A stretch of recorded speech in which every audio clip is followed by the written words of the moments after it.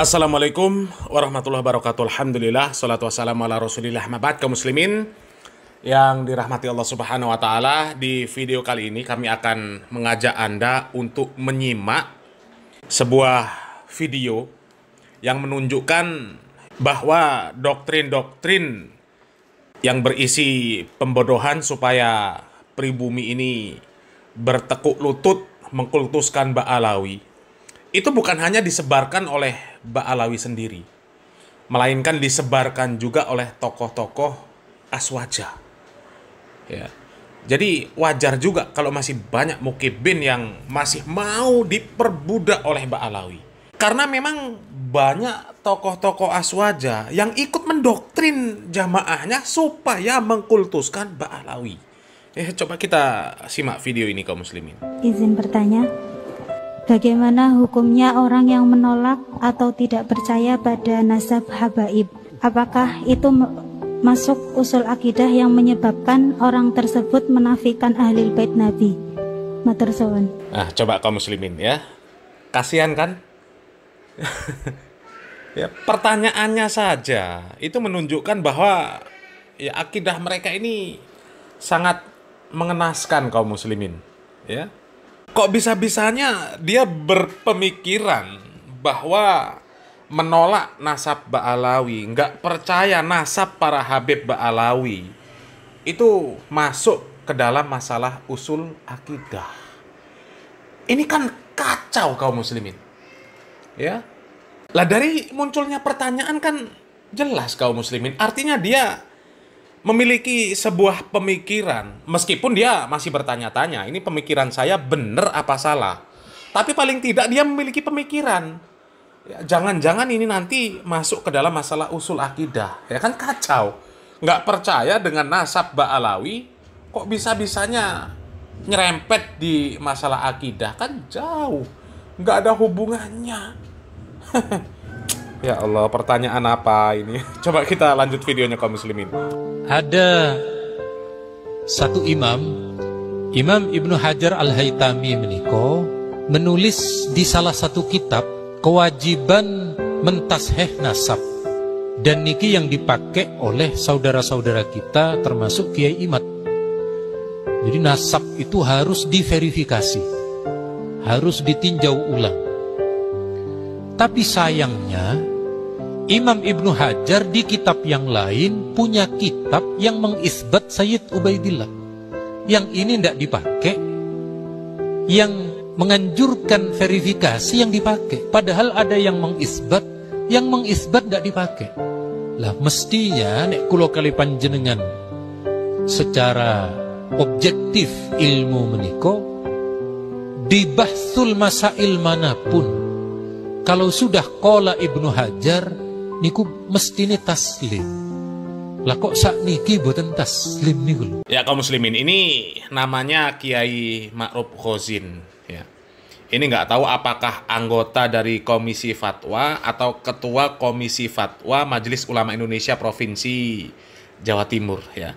Dan kami tahu karena videonya yang berbicara menanggapi tentang polemik pro dan kontra fatwa haram sonhorek, ya. Dan kami sepakat dengan beliau ya di masalah sonhorek, ya. Beliau ini memfatwakan bahwa sonhorek hukumnya haram, ya, dan menentang gus-gus yang menghalalkan sonhorek, ya. Beliau mengatakan di dalam video ini bahwa ada salah seorang imam, yaitu Imam Ibnu Hajar Al-Haytami, di salah satu kitabnya menyatakan bahwa nasab itu memang harus ditasheh, ya. Dan itu dilakukan oleh Kiai Imad, ya. Akan tetapi di satu kitab lainnya, Al-Imam Ibnu Hajar Al-Haytami itu mengisbat nasab Ba'alawi. Dan katanya kenapa yang perintah untuk mentasheh nasab itu dipakai, sementara yang mengisbat nasab itu nggak dipakai. Padahal itu imam besarnya, ya, orang-orang aswaja mungkin, ya. Imam besarnya orang-orang aswaja. Ya kalau menurut kami mungkin wajar kalau dulu di zaman Ibnu Hajar Al-Haytami, ya, Ibnu Hajar Al-Haytami ini percaya bahwa Ba'alawi itu adalah zuriat Nabi karena memang nggak ada kelakuan dari Ba'alawi yang mencurigakan seperti sekarang ini. Ya. Lah kalau sekarang ini kan luar biasa. Kelakuan Ba'alawi itu sangat jauh dari syariat Islam. Ya. Ya kemungkinan kan seperti itu. Atau bisa jadi memang Ibnu Hajar Al-Haytami salah di dalam mengisbat nasab Ba'alawi. Bisa jadi kan? Makanya sekarang diteliti oleh Kiai Imad. Dan ditemukan bahwa nasab Ba'alawi itu terputus. Bahkan terputus sekian ratus tahun. 500 tahun kalau nggak salah. Ya. Lagian juga, perkataan seseorang itu kan bisa benar, bisa salah. Lah kalau sekarang memang terbukti salah perkataan Ibnu Hajar Al-Haytami, apa salahnya kemudian dijelaskan kepada umat bahwasanya Ba'alawi bukan zuriat Nabi Muhammad SAW? Kan seperti itu kaum muslimin. Coba kita lanjut dulu kaum muslimin. Maka kemana etika ilmu pesantrennya? Kemana etika ilmu menerima pendapat ulama yang dulu? Maka nek coro kembali ke ilmu akidah, yang mutasyabih jangan mengalahkan yang muhkam. Jadi yang muhkam niki yang kita pegang, yang mutasyabih ngimpun niku. Nggih opini ngoten mawon lah. Kalaupun ada yang sedikit menggugat keraguan, beliau-beliau menika kan minas solihin. Habib Taufik sampun mencetak sekian ratus santri. Pondok Dalwa sampun mencetak ratusan santri. Pondok-pondok habaib yang lain, Habib Umar sampun ribuan tersebar. Mosok nggih pantes mengarahkan caci maki kepada beliau. Di mana muslim kita yang wajib untuk menjaga lisan niku di mana?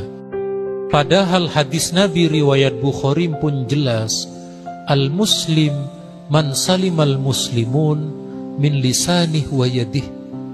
Hakikat muslim niku orang yang mampu menjaga mulutnya, tidak menyakiti muslim yang lain, tidak nulis.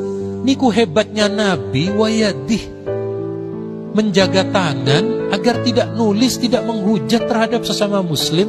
Nopo malih niku ahli ibadah, ahli ilmu, yang kulo kali panjenengan belum tentu nilai ibadah perjuangannya seperti habaib-habaib ingkang sampun diakui kesolehannya menika. Para habaib diakui kesolehannya. Yang mengakui kan ya cuma dari kalangan aswaja. Selain dari kalangan aswaja nggak ada yang mengakui. Ya, nggak ada sama sekali. Ya coba sajalah di Persis, Al-Irsyad. Nggak usah jauh-jauh kita sampai ke luar negeri, sampai ke Arab Saudi, sampai ke Mekah, Madinah. Nggak usah jauh-jauh, di Indonesia sajalah yang mengakui keilmuan para kabib Ba'alawi. Itu nggak ada orang Muhammadiyah kecuali Pak Adi Hidayat. Ya, kecuali Pak Adi Hidayat. Selain Pak Adi Hidayat sepertinya nggak ada. Ya, kalau Pak Adi Hidayat ya sampai mengatakan sekumpul saja wali. Ya, bahkan Ba'alawi generasi terbaik yang diberikan Allah untuk Indonesia. Itu kalau Pak Adi Hidayat. Tapi realitanya di Muhammadiyah nggak pernah kita lihat majelis-majelisnya para habaib, nggak pernah. Apalagi isinya jelas-jelas ndawir, isinya solawatan, ketimpringan, joget-joget, nggak ada. Di Persis, Al-Irsyad nggak ada. Salafi apalagi. Ya, MTA juga nggak ada. Cuma di Aswa aja yang mengakui keilmuan Ba'alawi. Ya, meskipun ya sebenarnya aneh juga kalau Taufik Assegaf juga disebut sudah mencetak ulama. Ulama mana yang dicetak sama Taufik Assegaf? Ulama mana yang dicetak sama Bahar Smith sama Rizik Syihab? Hah? Adab dan akhlak mereka saja seperti itu. Ya, pemahaman saja rusak. Coba Taufik Assegaf di videonya kan mengatakan bahwa ulama itu pengawal Habib. Ulama itu nggak lebih mulia daripada satu Habib yang gila. Ya, Habib yang majnun itu lebih mulia dibandingkan ulama. Ya, karena kalau ulama katanya kalau dikasih penyakit junun ya hilang kemuliaannya. Tapi kalau seorang Habib meskipun gila ya dia nggak hilang kehabibannya. Itu kan artinya sudah berbangga-bangga dengan zat penciptaan dirinya. Dan nggak ada sejarahnya yang berbangga-bangga dengan zat ciptaan dirinya kecuali iblis. Iblis ketika disuruh sujud kepada Nabi Adam alaihissalam, iblis nggak mau. Karena apa? Merasa bahan penciptaannya lebih bagus daripada Nabi Adam. Iblis diciptakan dari api, Nabi Adam dari tanah. Masa api yang lebih mulia harus sujud dengan tanah yang jelas-jelas nggak lebih mulia? Makanya nggak mau. Sama dengan Ba'alawi. Mengaku di dalam diri saya mengalir darah Nabi Muhammad SAW. Daging ini daging Nabi Muhammad SAW. Bahkan saking hebatnya, mereka mengatakan ada orang yang mijitin Habib itu sama dengan mijitin Nabi Muhammad SAW. Coba, sampai mereka mengatakan Habib yang gila, Habib yang ahli maksiat lebih mulia daripada ulama. Dari mana judulnya? Dari mana judulnya? Habib yang bodoh lebih mulia daripada ulama, Habib yang gila lebih mulia daripada ulama. Sedangkan di dalam Al-Quran jelas-jelas Allah Subhanahu wa Ta'ala mengatakan inna akramakum indallahi atqakum.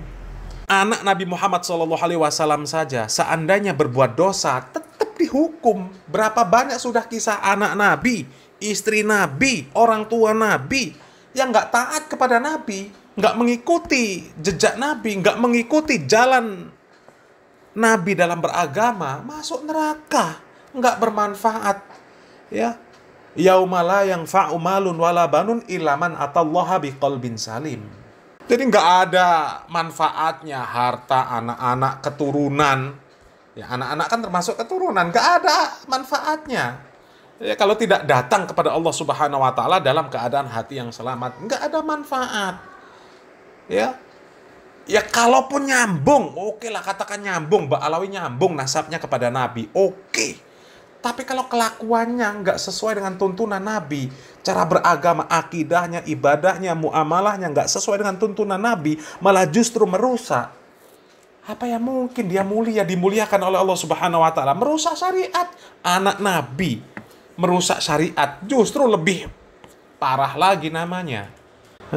Lebih parah. Ya, apalagi berbangga-bangga dengan keturunan, kami anak Nabi, kami cucu Nabi, kami zuriat Nabi, tapi merusak syariat Islam. Itu lebih parah. Lebih parah. Ya. Dan gak ada orang yang berbangga-bangga dengan nasab kecuali hanya untuk sombong-sombongan, gak ada. Makanya Ba'alawi ini, kenapa mereka bersikukuh untuk mempertahankan nasab mereka? Ya karena mereka maunya dikultuskan. Dianggap lebih mulia daripada orang-orang pribumi, meskipun pribumi itu ulama, meskipun Habibnya bodoh ahli maksiat.